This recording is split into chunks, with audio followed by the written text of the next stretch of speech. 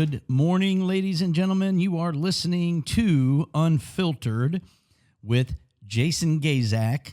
I am the pastor of Roots Church out in St. Clair, Missouri, and wow, what a great weekend it is. This is Memorial Day weekend, and I know, at least I'm sure, many of you have plans or made plans for like barbecues. Maybe it's a float trip, maybe it's a boat ride, camping, golfing, hiking, I don't know, many other outdoor activities. But here's what I'll tell you. The weather is going to be great for any of these things that you're going to be doing this weekend. I know we have plans today, and of course we have plans tomorrow and Monday. Of course, not everything is with everybody, but, we still have a lot of things going on because it's going to be a beautiful weekend. And so what I want to do today, hey, if this is your first time listening to Unfiltered, welcome to the show. You're listening, obviously, to Real Talk Radio, and my show, Unfiltered, is really about me talking about social, political, and biblical topics that can come from a pastor in an unfiltered way. So today I want to start the show with talking about Memorial Day. I think that's really important to talk about what this day is about. I think it's important to know why we celebrate days, Monday is Memorial Day, of course, but this whole weekend, people will be celebrating it. But, because in all honesty, here's the deal. If it wasn't for the sacrifice of so many men and women, then we would not have the freedom we have today, and we wouldn't be able to do what we actually do. So Memorial Day is really celebrating that, and I'm just going to read a little bit from this day in history, so that way you kind of know what's going on here with Memorial Day. Memorial Day obviously is an American holiday observed on the last Monday of May, and it's there to honor the men and women who died while serving in the U.S. military. So whatever branch it is, what man or woman has died, this day is to remember them. And of course, Monday is Memorial Day. What I didn't know was originally Memorial Day was known as Decoration Day. And that originated in the years following the Civil War and became an official federal holiday in 1971. Many Americans observed Memorial Day by visiting cemeteries or memorials, holding family gatherings, and participating in parades. Unofficially, though, it marks the beginning of the summer season. We all can remember that. But it was in the really late 1860s when Americans in various towns and cities had begun holding springtime tributes to these countless fallen soldiers. And what they did is they decorated their graves with flowers and then, of course, reciting prayers. It's unclear where exactly this tradition originated. Numerous different communities may have independently initiated the memorial gatherings. And some records show that one of the earliest Memorial Day commemorations was organized by a group of formerly enslaved people in Charleston, South Carolina, less than a month after the Confederacy surrendered in 1865. Nevertheless, in 1966, the federal government declared Waterloo, New York, the official birthplace of Memorial Day. Waterloo, which first celebrated the day on May 5th in 1866, was chosen because it hosted an annual community-wide event during which businesses closed and residents decorated the graves of soldiers with flowers and flags. Decoration Day was actually on May 5th in 1868. General John A. Logan, a leader of an organization for Northern Civil War veterans, called for a nationwide day of remembrance later that month. And that was the 30th of May in 1868. It designated for the purpose of strewing with flowers, otherwise decorating the graves of the comrades who had died in defense of their country during the late rebellion and whose bodies now lie in almost every city, village, and hamlet churchyard in the land, he proclaimed. So I thought, that's pretty cool, honestly, to know that Memorial Day was actually called Decoration Day early on. I mean, there's so much to talk about when it comes to this particular day, because I think we take freedom for granted. Now, maybe in the last year, or maybe even the last 3 years since COVID, we've realized that our freedom can be taken away. We've seen that when COVID happened. And so when something is taken away, you start to realize even more what kind of freedom we do have, or what we did have. And that's what this day is about. I think for me, when I think of Memorial Day, it's easy just to go to the barbecues. It's easy just to go out, drink beer, or whatever it is that you do. Maybe it's just lemonade and tea. And for a lot of people, Memorial Day is just an excuse to get together and have a party. But for me, it's much different than that. For me, Memorial Day is about remembering all the men and women who have fought and died for us to be able to have what we have. I never want to take those things for granted. I never want to take the freedom we have for granted, because that's when it loses its value. When you just go on and, we celebrate it every year, and it is the beginning of summer, and that's the big weekend where everybody starts to do their camping trips and whatever it is that they do, their vacation because school's out. That's kind of the start of what all that looks like. But if we don't stop to just remember and observe what had taken place, back at the end of the Civil War, I think that's what we got to remember. Columbus, Mississippi, Macon, Georgia, Richmond, Virginia, Boalsburg, Pennsylvania, and Carbondale, Illinois. Those are places that claim the birthplace of Memorial Day. But the federal government, under Lyndon B. Johnson, ended up declaring Waterloo, New York, the official birthplace. But to me, Memorial Day is really about remembering the soldiers. And so what I want to do for you is I just want to take 2 minutes and play a clip that I thought was really cool when it comes to Memorial Day and what it stands for. And there, this great president, and you all know who he is. His name is Ronald Reagan. He did a speech about Memorial Day, and it's got some music in the background or some, whatever. So I want you to just pay attention for the next 2 minutes. It's a 2 minute, it's really not even 2 minutes, about 1 minute and 55 seconds of a clip of Ronald Reagan giving a speech about Memorial Day. So here it goes.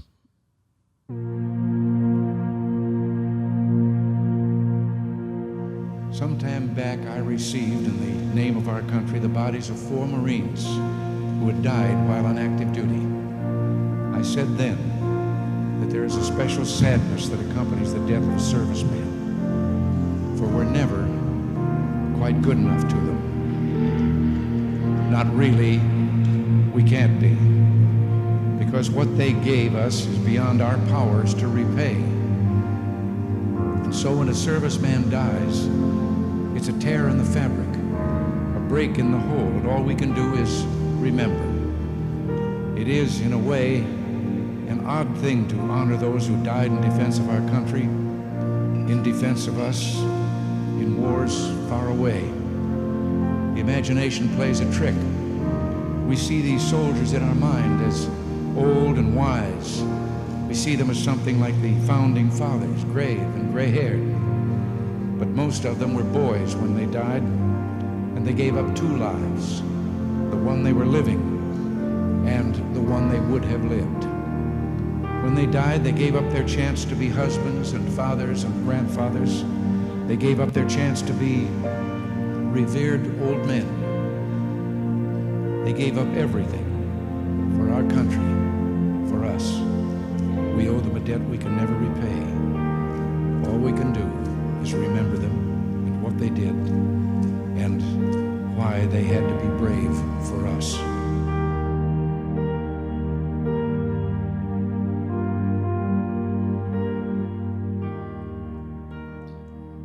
Wow. What a powerful moment of Ronald Reagan's speech when it comes to Memorial Day. The men and women that leave this remnant of the flag, the ones that have fallen, the ones that have died, is so powerful. I mean, Reagan was such a great president for bringing our country together, in my opinion anyway. I feel like he was a great president. So anyway, one thing that I did this weekend, I finally got my backyard in order, and I installed a flagpole with the American flag. And it's just a reminder for me every day when I get up, I see that flagpole actually from my bedroom window, from the living room window. I can see it high in the sky, 30 feet in the air. This flagpole is up with the American flag, and it is a great reminder of the freedom that we have, and it just helps remind me of what that flag stands for. Listen, we got to take a quick break. When we come back, we will jump into some of the topics that we've been talking about in the past, and you will not want to miss it, so don't go anywhere. All right, we're back from the break, and we're going to get into some good topics. Listen, if you missed the first segment, well, maybe you shouldn't have, because we talked about Memorial Day. But if you did, you can always go back and listen. But it's really ironic, actually, talking about our freedom when a very small percentage of people are trying to take that freedom away, including the current administration. I've been talking about this in my new series at Roots Church called God and Country. So many people do not think that we should be talking about social or political topics in church. I would say you're dead wrong. We absolutely should be talking about these issues in church. I mean, if there is a pastor out there listening, you should know your congregation wants and needs to know how to handle this nonsense we are dealing with on a day-to-day basis. I mean, really, I feel like that's kind of my calling. I mean, I want to teach God's word. I'm going to teach the gospel of Jesus Christ. We are going to do everything we can to create an environment where people will want to have a relationship with Christ. They'll be saved, and they'll go to heaven, and they'll work on being a disciple and living their lives accordingly. But at the same time, we have to learn how to get through life on our day-to-day basis. So if you're only teaching on the subjects, if you're only teaching on subjects, I should say, that ignore what we are going through, then you're not teaching the whole gospel. Salvation is obviously important. Faith is important. Teaching people to love is important. Marriage, family, values are all important. But how can you do any of this in the world we live if we're not talking about the issues we face every single day and to put into practice what the Bible says? I mean, do you not think that Jesus dealt with this stuff with the disciples? I mean, have you not seen The Chosen? Listen, they didn't have social media back then. They did not have Google back then. People were not, they weren't as knowledgeable about things as we are today. We have devices, we have information, we have technology to where we're literally learning more than we ever have before. That's part of the problem. So the enemy, you know what? He's good. His scheme is to steal, kill, and destroy. And he does this by using pride. Pride is the deadliest of all the sins, which pride really leads to many of the other sins. Pride to the fact that we think we know better than God. And that's exactly what the devil wants us to believe. He, the devil, wanted to be God.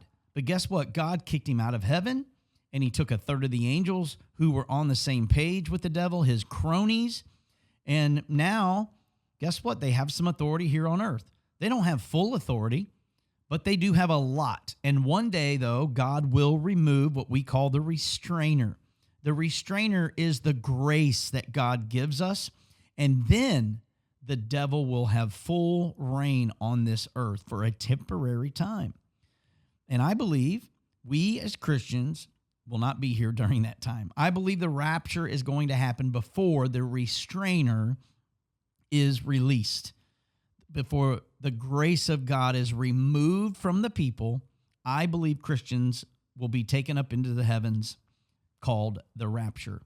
Now, we're going to talk a lot. We're going to talk more about this in the weeks to come. This coming week is actually, I'm going to be talking about the isms of society part 3, which means we're going to be talking about progressivism, and we're going to be talking about, I forgot what the other one is. I'm going to have to look it up. How do I forget some of these things? I will never know.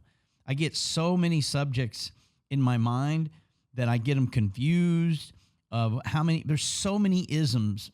I mean, I looked it up. There's like 5,600 words with ism in it. It's insane how many isms there are. So I know what they are. We're going to talk about syncretism and progressivism. Those are the things we're going to talk about this upcoming weekend, tomorrow, actually. So you need to get to Roots Church. Trust me, get to Roots Church. Bring someone with you. If you can't make it, then you need to listen online at myrootschurch.com. Go to the Watch Live, and you can watch it live. You can go back and watch any of the previous messages. But you need to get there because it's important. I mean, it is very important. There is this small group of people that is literally trying to control everything. But guess what? It ain't going to happen. This movement, though, is gaining momentum. Woke companies are jumping in on the equality train and grooming children and normalizing the sick and twisted sexual perversion that is going on. That's called deconstructionism. They're trying to normalize transgenderism. They're trying to normalize gay and lesbians and non-binary people. They're trying to normalize that like that's normal. It's not normal. It is absolutely not normal. Deconstructionism is the process of questioning, doubting, and ultimately rejecting aspects of Christian faith. The application of deconstructionism is an approach that claims to dismantle the beliefs or ideas while assuming their meanings are inherently subjective. And you got to understand, deconstructionism and wokeism, they go hand in hand, and it's a Marxist way of thinking. The Marxists do not want God in anything. They want to remove God. And so what they do is they take sexy words like woke and have taken it to another level to fit their agenda and their narrative. I mean, woke, who wouldn't want to be woke? Someone who is alert or aware to injustice in society, especially racism. Christians need to be woke. Unfortunately, they've taken the word woke and they've turned it into wokeism, and that is an authoritarian worldview that seeks to deconstruct the foundation of our Christian faith by overwhelming, overpowering, and overthrowing those who do not adhere to their ideology. Crazy to me how many companies have gone woke. I'm not a fan of woke, but I am a fan of being awake and aware of what is going on around us. There is no doubt in my mind. Deconstructionism and wokeism is real. As a matter of fact, wokeism is a religion. They take different values, different sets of rules, and they make it a religion. Like the original set of rules and the original values that God gave us aren't good enough. No, it's perverted. It's sick. It's twisted. You have a mental illness when you start believing these lies that you are not who God created you to be. But of course, I understand when you don't know who God is, it's hard for you to believe these things. But at the end of the day, these are the things that we have to talk about. We have to get Christians awake so revival can happen. We need a revival in the land.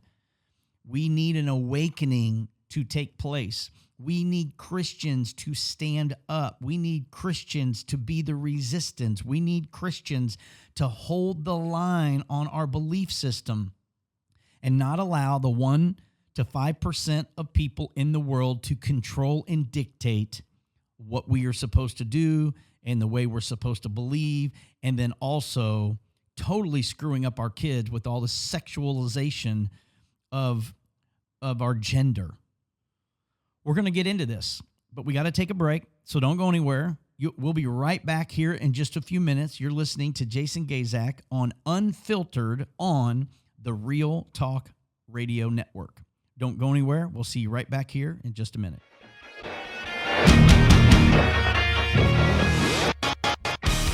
Well, we are back from the break. I hope you guys are still with me, sitting out there, whatever you're doing today, driving a truck, driving your car. Maybe you're just sitting by the pool listening to the Real Talk Radio Network, and you just happen to come across my voice and you heard, just some of the topics, and so you became interested in what was going on. I think it's awesome. Thank you for joining me today.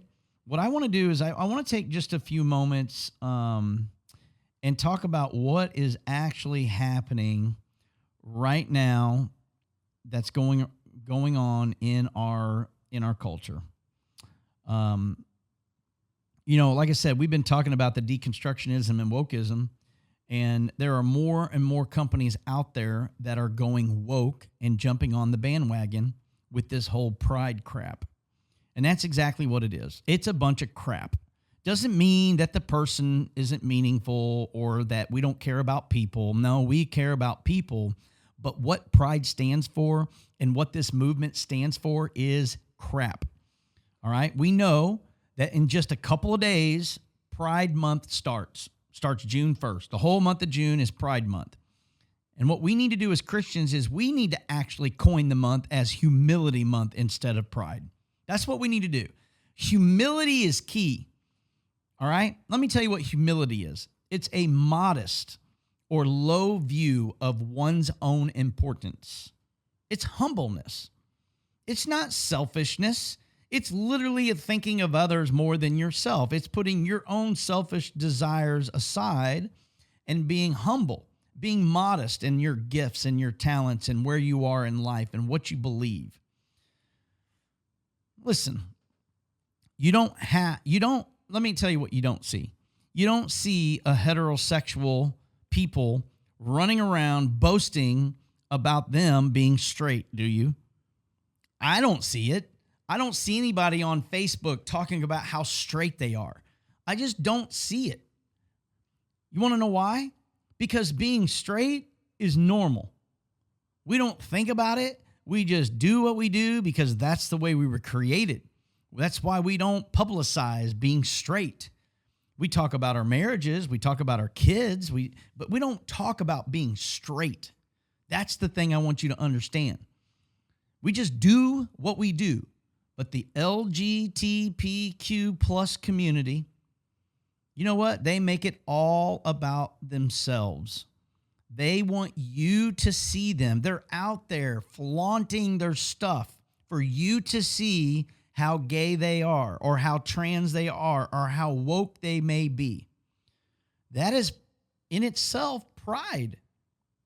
Humility, on the other hand, is stop thinking about you like we owe you something. You know what? We don't owe you anything. We don't owe you crap. We live in a country where you are free to express yourselves and live pretty much how you want to, as long as you stay within the confines of the law. But when we start changing the laws to fit your narratives instead of just leaving them the way they are, because, we as Christians, we have a different set of laws that we live by. And we get those from the Bible, not the government. The government actually got most of these from the Bible. Our forefathers, our founding fathers were Christians. They had faith, and they implemented moral laws into the Constitution, into the government. That's exactly what happened. And what we need is way more accountability for this crap that is happening for these woke companies. Here's what I think. I literally think baseball should only be about baseball. You should not bring your political agenda to the baseball field. If you are a pro athlete, baseball needs to be about baseball. Football needs to be about football. If you're a coffee shop, you need to stick to coffee and muffins and whatever it is. You don't need to bring your political agenda or your views to the table. Sure, equal access for all people. I'm about that, right? I mean, if you're gay, lesbian, transgender, black, white, Asian, it doesn't matter. You should be able to go into any place of business and do business. But when you start changing the business to meet the needs of a specific group of people, that's where I begin to struggle. So let me flip the script for you, because there's probably people out there going, well, you push your Christian crap on us and we don't want anything to do with Christians. Here, let me just tell you how I am when it comes to businesses. This is the honest to God truth. If you own a plumbing business or any kind of construction business and you begin to advertise that you are a Christian owned and have an ichthus on your advertisement, I'll tell you right now, I'm not doing business with you. I'm not going to do business with someone that promotes their Christianity through their business. Like that's going to make the game changer for somebody to come and do business with you because you're quote unquote a Christian. Listen, here's what I believe. I believe that if you have to promote that you're a Christian company, then most likely you're not exemplifying what a Christian stands for. If you literally have to tell people that you are a Christian organization or a Christian company, then you cannot, there's no way, I don't feel like there's any way at all that you're going to be doing business as a Christian if you have to promote it. I mean, your life and your business should reflect godly values and your decisions by your actions, not by your marketing. The greatest witness that you can be is yourself. How are you talking? How do you treat people? How do you talk about people? I mean, do you gossip and tear others down, or do you build them up and talk good about people? Do you lie to get what you want, or do you tell the truth even if there is a consequence for the decision that you made? Do you have integrity? I mean, integrity is doing the right thing when no one is looking. Are you doing the right thing? I mean, what is your character like? Can people trust you? Can they trust that you're going to do what you say? Do you respect those around you that don't believe the way you do?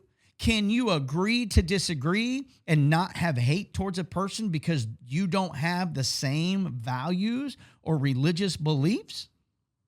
These are all the questions that I have for you.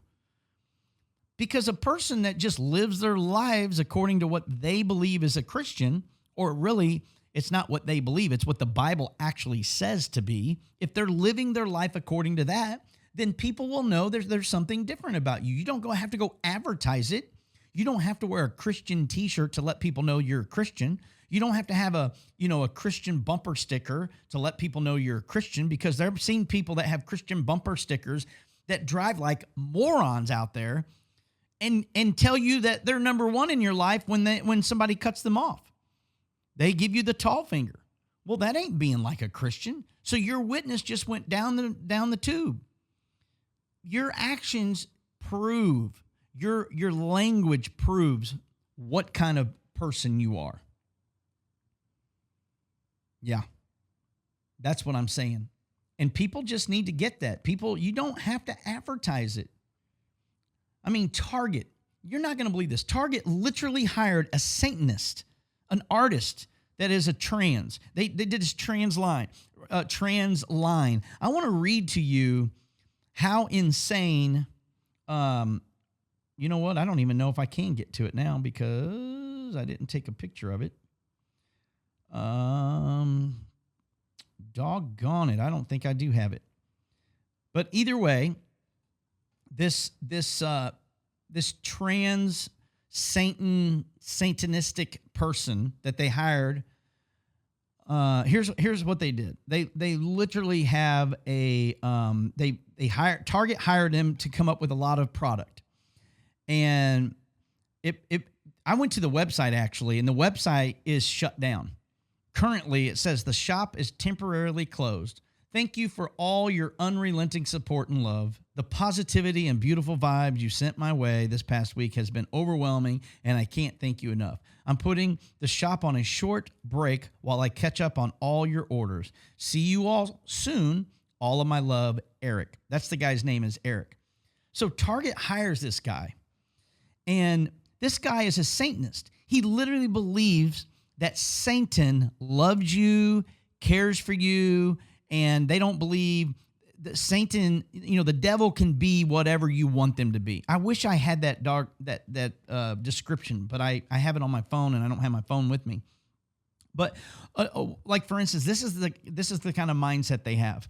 They made a pin that goes on your shirt or jacket or whatever. It says, join my gay cult. Another pin says, we add more genders every time you complain.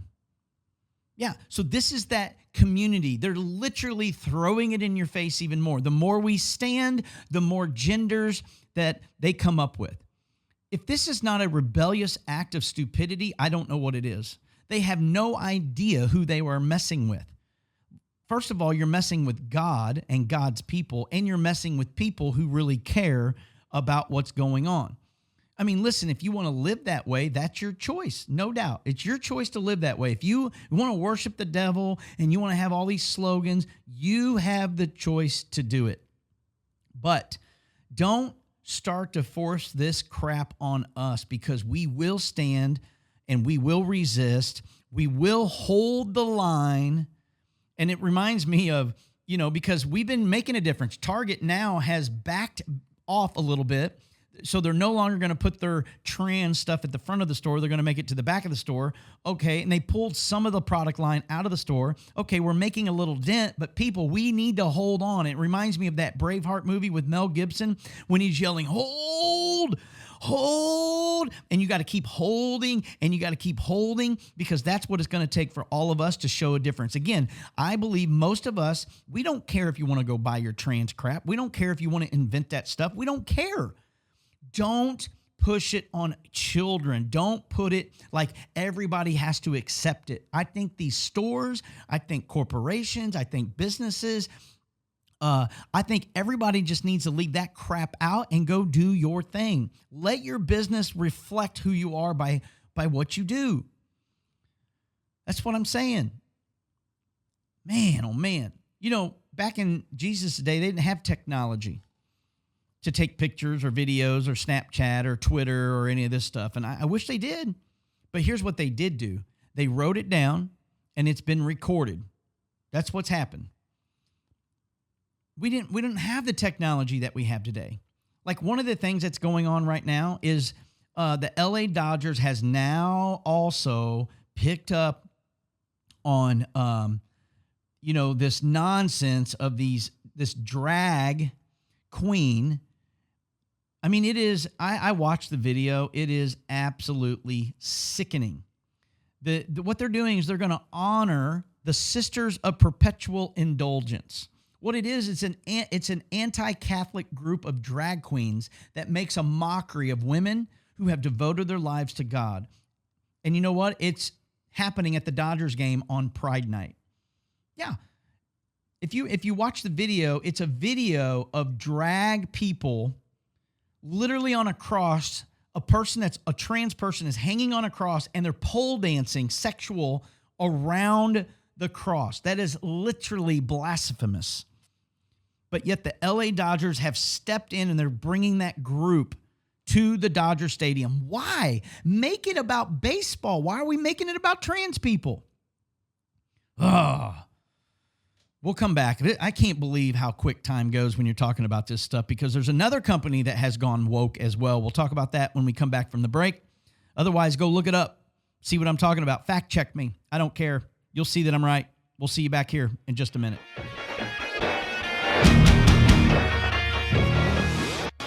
All right, we're back from the break. We only have about 10 minutes left of this whole entire segment in the show today. I hope you've stuck with me.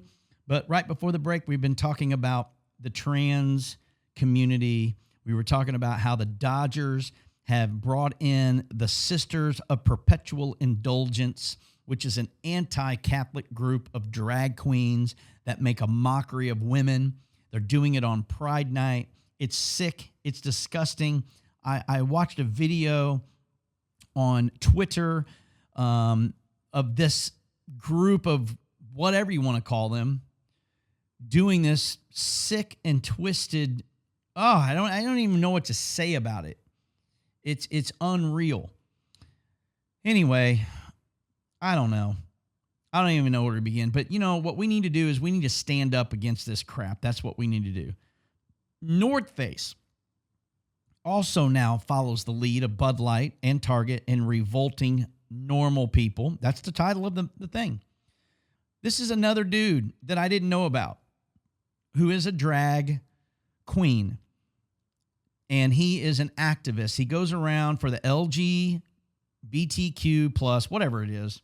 And he goes around and he's all about nature. That's really what it is. He's about nature. And I'm looking at the clothing line that North Face has for children. I just want to know, why in the world is Target? Why is North Face? Why are they promoting this for children 2 to 7 years old? It's called Out in Nature is their campaign slogan. Out in Nature.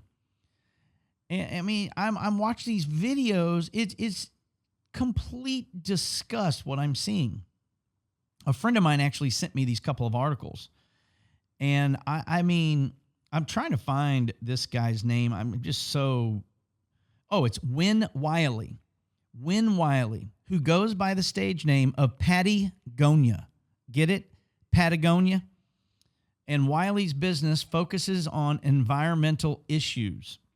So as a part of the Summer Pride campaign, the North Face has rolled out a line of children's clothing guaranteed to warm the heart of any groomer or progressive parent about to send their kid off for gender reassignment surgery. I mean, this stuff is insane, what is going on.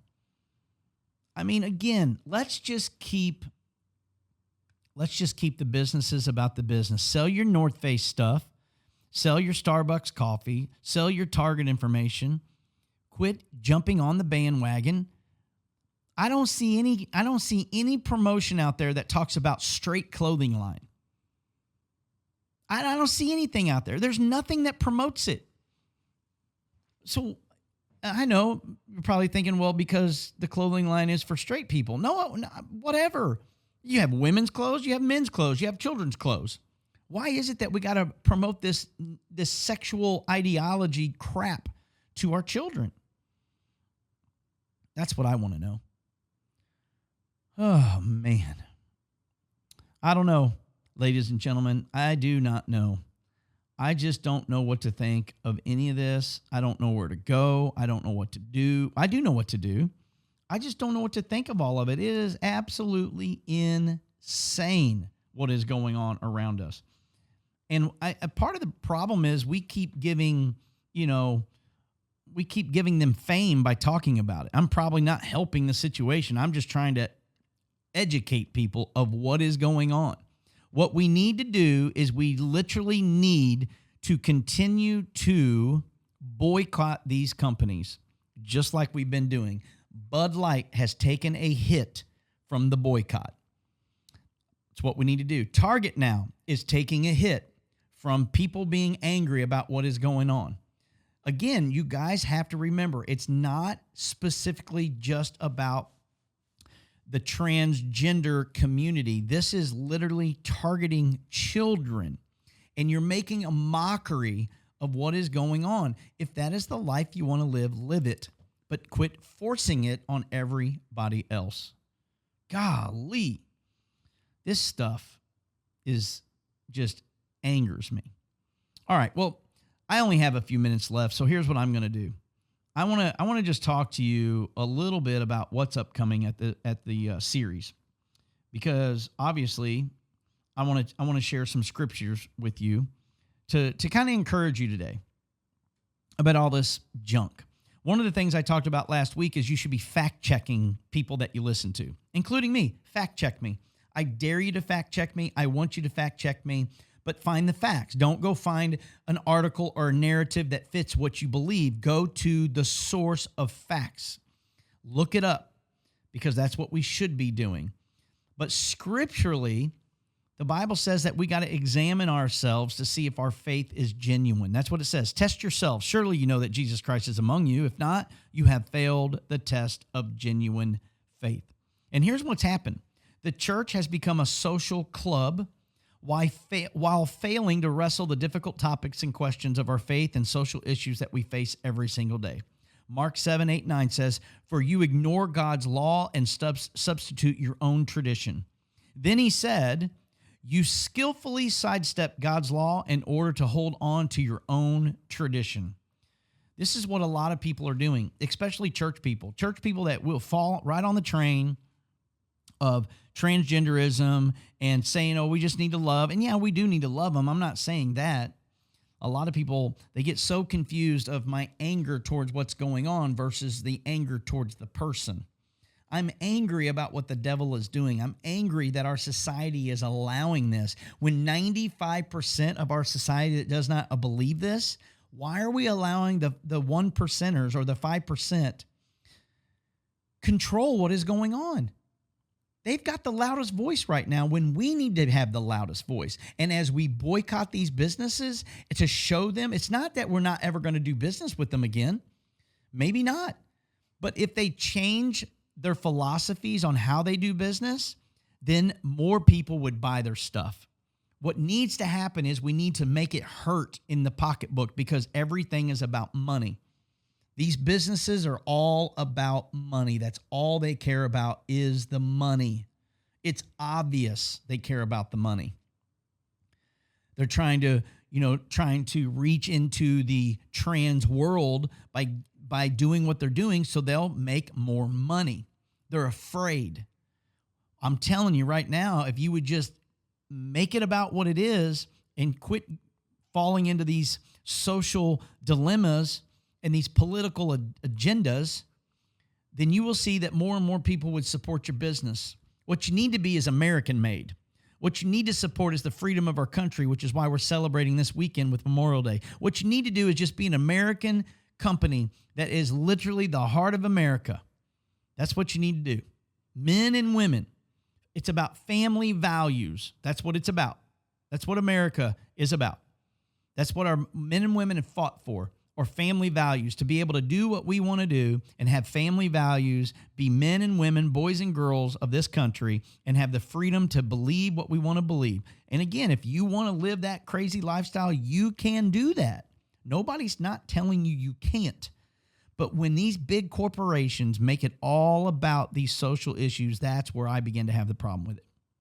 So what can we do? What can we do to change it? I'll tell you, the first thing you do is pray. That's the number one thing we should be doing. If you're a Christian, if you're a believer in Christ, be praying for our country. Number two, boycott the businesses that do this crap. Boycott them. Quit buying their stuff. I don't care how much you like it. Stop buying it until that company makes a change. And when they make a change and they apologize and say, you know what, we're just going to go back to what we used to be, and that's just a good old American company, then go back to buying their stuff. I'm not saying destroy them. I'm just saying we have to make a statement somewhere. So if you want to learn more about all these topics, come to Roots Church, go online and listen to these messages. We're in the 6th week.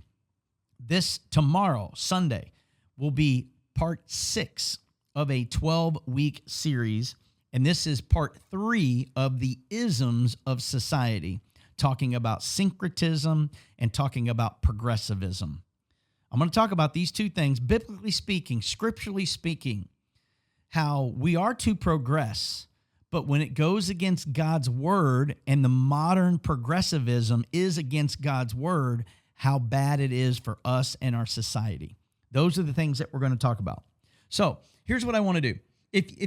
I've never done this before, but I want to let you know that you have an opportunity to support this show. We've never asked for anything financially, and I'm not even asking for financial support because we don't need that necessarily. But if you like what you're listening to and you would like to financially support this radio show to keep it going, you can do that. All I would ask is that you send your support to Roots Church and then put in the memo or let them know what it's for, the radio, Unfiltered. That way we know where it goes to and we can put that money towards that. If you have a comment or a question, send that to 314-924-4215. Again, the number's 314-924-4215. Thank you, ladies and gentlemen. Have a great Memorial Day weekend, and we will see you next Saturday at 8 a.m. or Sunday at 8 a.m. for the rebroadcast. Have a great day.